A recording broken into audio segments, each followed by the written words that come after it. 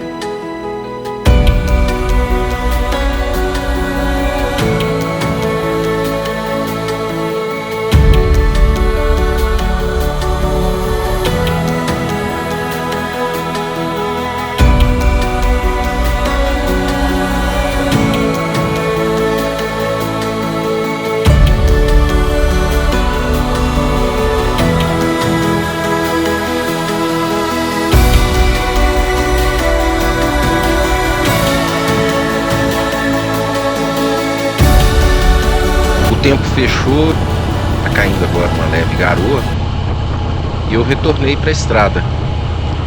Para quem não sabe, essa estrada aqui que sai da BR-356 e vai até o distrito de Macacos, ou São Sebastião das Águas Claras, chama Estrada Capitão Senra.